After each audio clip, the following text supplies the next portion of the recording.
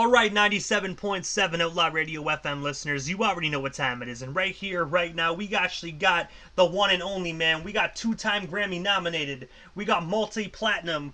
We got three-time Apollo Showtime winner, man. This guy is a jack of all trades, and he must have a trophy case long as his entire wall. But we got Petawane right here, live on the line, man. How are you doing this evening? Good. How y'all doing? I like the way you introduced me. A trophy case. No, I don't have a trophy case. Hey, but I gotta say, man, most definitely, your wall is probably very heavy over there, man, because you definitely are phenomenal at what you do. Thank you so much. I just what I do is just try to keep a steady pace, focus on things at hand, and just give the people great soul music. But I gotta ask, man, because I know you're a very busy guy, man, so I'm gonna dive right into this interview, but I have to ask, man, taking you back to the very beginning, like, what actually made you decide to get into the music industry initially? Actually, I always been singing since I was a little boy, so, I told everyone that I kind of, missed my calling when I was, 9 or 10, because I've been singing since I was 6. I just seen, what music can do to just touch people's heart, and some people get into it for the money and for the fame. I'm here to, it's like when you hear a Peter Wayne song, the words touch you. And when you leave a Peter Wayne show, you're like, I had a wonderful time because he entertained me. So that's the reason why I got into this world of music, because I want to make a difference. And also, as well, aside from being a phenomenal singer, man, you were actually a producer as well. And actually, in the early 90s, Lord Finesse actually introduced you to that world where you actually produced Funky on the Fast Tip, man.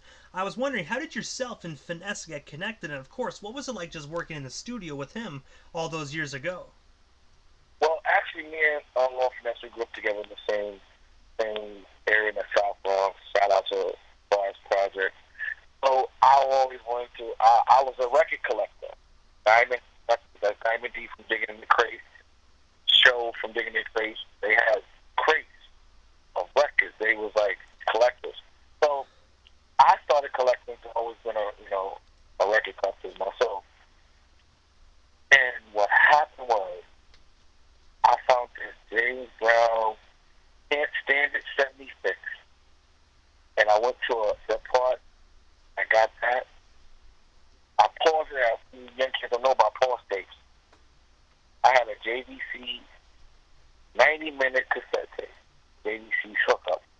And I just had a turntable and just kept pausing it, stopped it, put my parts in, took it to Finesse. He was like, let's do that. And I gotta say, man, you know what I mean? It's not every day you have someone like Lord Finesse coming up to you, wanting you on their production team, man. It must have been a surreal moment for you, especially being so early on in your career. But like I said, we all grew up together, so it was like putting, how they do now, putting somebody off in the neighborhood and giving them a chance. That was all he did for me. And I gotta say, was that the only project that you guys worked on, or have you guys worked with each other throughout your career? I did Funky on the Fast Tip. I did Pick and Play with my man. That's on the same Return the Funky Man album. After that, I never worked on any more projects with him. But today I can call Finesse. Finesse can call me. We're family. Like Digging in the Crates. I'm the that little kid from the boom bap era. 73 kid right here. Mm-hmm. And also, as well, as I mentioned actually during the intro of the interview, man, that you were actually a 3-time Showtime at the infamous Apollo Theater, man. I was wondering, the very first time you were actually on that stage, what was the atmosphere like? And of course, how did you initially first land that gig, man? Because as a lot of people know, the Apollo is really hard to get on that stage, and sometimes the crowd, from what I heard, man, the crowd can sometimes be very harsh. They are very... I don't know about no other show, but Harlem, Showtime at the Apollo, first reality TV show for me. Meaning growing up watching people getting booed, people winning. My experience with the Apollo, I used to do this restaurant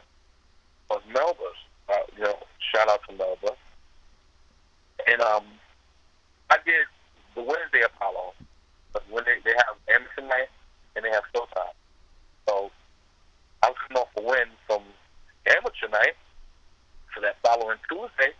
People from the Apollo came in, and I spoke to people right quick, and they said, well, we got a spot for you on Friday for Showtime at the Apollo. Bring this, bring that, and that's how it all happened. I wasn't really scared, but I knew that I had to bring my A game.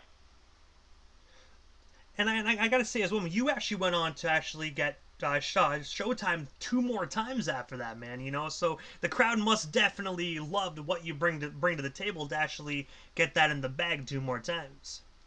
Yeah, and I went to the finals, and that's in the archive as well. But I went to the finals, and it was a beautiful thing, embraced by the world, not only Harlem, not only Bronx.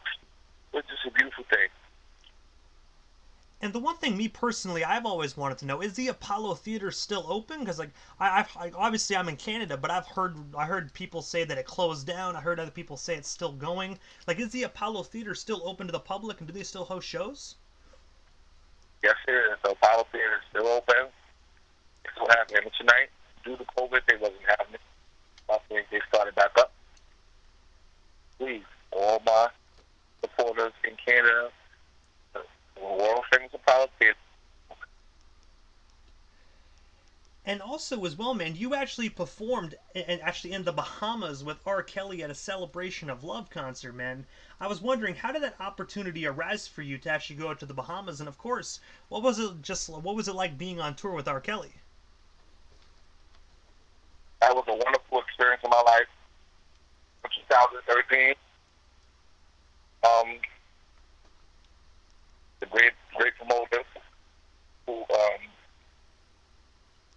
felt that it needed to be on that show with him, and Rick Michaels was on that same cruise with us. That's how I met Rick Michaels. Concert was phenomenal. Saw that before me, and then I was the opener for R. Kelly. I opened up. Wonderful experience in the Bahamas. They showed a lot of love, not only to R. Kelly, but to all the other acts, and me as well. And I had the Harlem Showstop with DJ Danny D doing my mixing and song and all that. So it was really, the Bohemians really gave us so much love and support that night. And the Prime Minister, he hung us back on stage after. Those are beautiful things there. And I gotta ask as well, was it in the Bahamas? Was it only like a one-night concert, or was it like multiple nights around the country? No, just one night. Hey, but I guarantee you it's one night that you most definitely are always going to remember, man. Like the Bahamas, man. It's not every day you get the opportunity to go out to the Bahamas, go on stage and sing for thousands upon thousands of individuals. Yeah, that was a beautiful experience. Yeah. And also as well, man, as I already mentioned as well, you were actually a 2-time Grammy-nominated artist, man. I was wondering if you can tell our listeners a bit more about those 2 nominations, and of course, how does it feel to be recognized by one of the biggest award ceremonies within the music industry? It's wonderful to be nominated for Best Album of the Year. That's from Model of Your Love.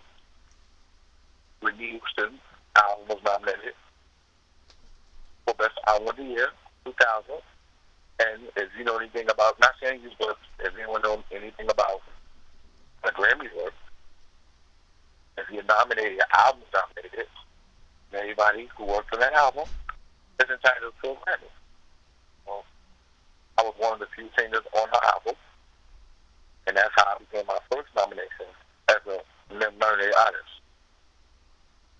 My second one came into like a surprise because on my downtime, I was a teacher, and it became a shock because parents got together and they made some phone calls, and I was nominated for a teacher's Grammy, an educational Grammy. So that was a shocker, and it was one of my surprising times in my life because I was like, wow, okay. I didn't know the Grammy give out educational Grammys as well. So that's how that worked out. And I gotta say as well, man, you know, it's always a great thing to actually be able to have those nominations, man. But I can bet you any money, man, that a Grammy award is coming your way, man, because you're such a gifted, talented individual. Whether you have a microphone in your hand or whether you're in front of a producing board, man. I just like I said, just give the world great music, however they need it, however they want it, and I thank you for that as well. And also in 2014, you actually collaborated with an individual by the name of YD on the song Tonight. I was wondering, how did yourself and Y get connected? And of course, what was it like just working with him in the studio? That was a great experience. You know a lot about me. That's deep. That was a great experience as well.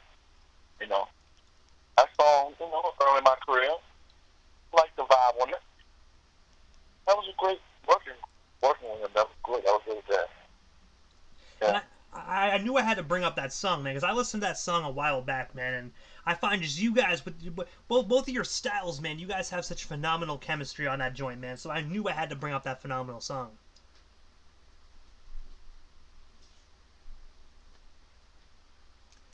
But also as well, man, February 21st of 2021, you actually released the song "I'll Give You My Heart." I have to ask, what is the story and inspiration behind that song? And of course, where can our listeners actually stream or purchase it today?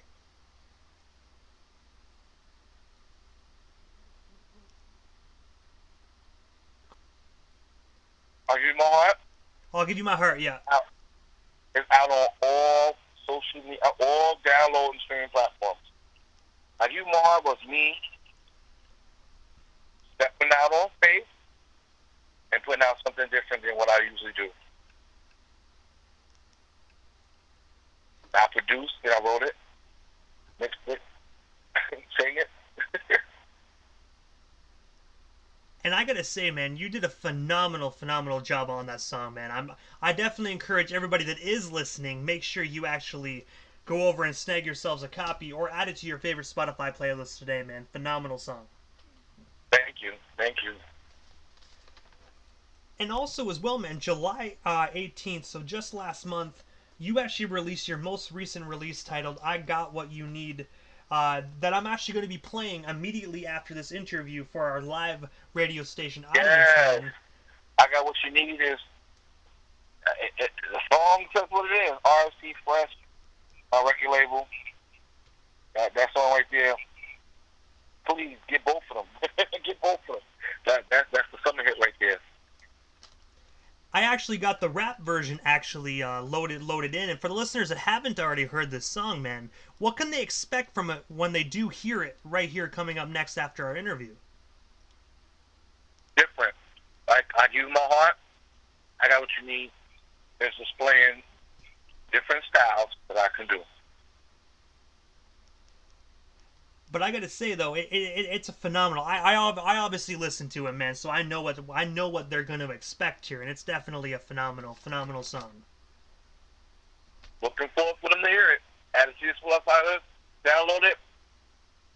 Go to my YouTube channel, subscribe, press like. Let's do it. But I gotta ask, man, what is next for the one and only Petawane, man? Like, is there anything we missed? Anything else you still want to talk about or promote while we still have you here live on the Canadian airwaves this evening? What's next for Petawane? Television and movies. Television and movies. And like you said, a Grammy in the future.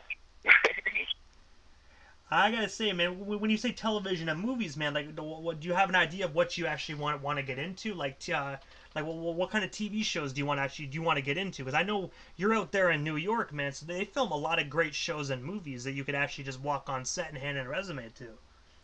Well, I feel like this.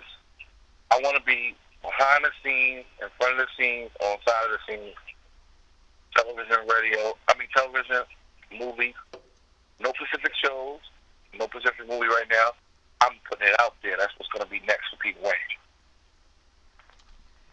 And also, Peter, this is a time in the interview, man, that I give a chance for the individual that slides into the radio station airwaves, just a chance to give, like, shout-outs to whomever they want to give shout-outs to. But most of all, man, your social media handles. That way our listeners can follow you and stay updated on everything Petawane if they're not already doing so. You can follow me, Instagram, Petawane, Petawane. Follow me on Facebook, Petawane, Petawane. But I gotta say, first and foremost, man, thank you so much for just taking the time out of your busy evening and sliding into the 97.7 Outlaw Radio FM airways, man. It definitely was an honor and most definitely a privilege to welcome such a talented and gifted individual on the radio station airwaves this evening.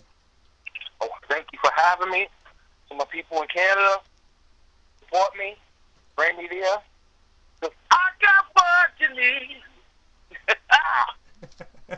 Most definitely, Petawane, man. I'm looking forward to when you do hit Canada, man, because we need some of that amazing soul music to hit our stage, man, especially after this terrible pandemic, man. So hopefully we get you down here soon to actually do a phenomenal concert.